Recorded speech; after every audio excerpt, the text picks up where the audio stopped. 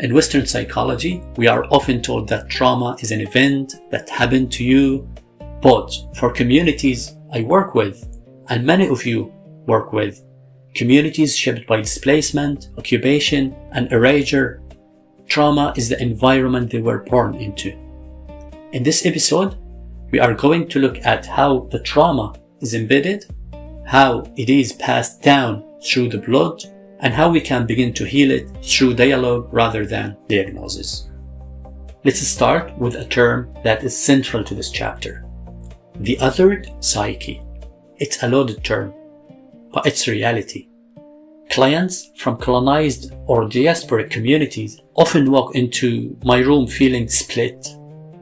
They feel a war between the self they know internally and the distorted reflection they see in society.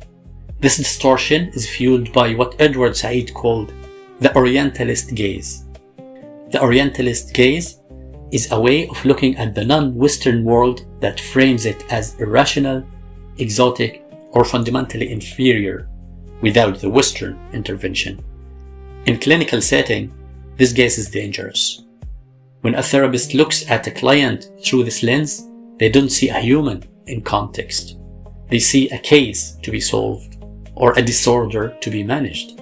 Let's take this clinical example: the cost of misdiagnosis. I have seen many clients whose cultural expression of grief or spiritual connection are mislabeled.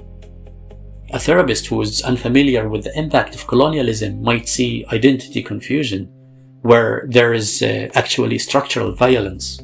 They might label an inherited grief as a depressive disorder or a spiritual longing as a dissociation.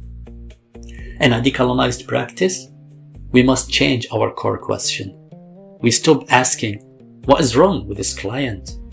And we start asking, what historical, cultural, and systemic forces have shaped their suffering? This shift allows the client to stop being a patient and start being a narrator of their own story.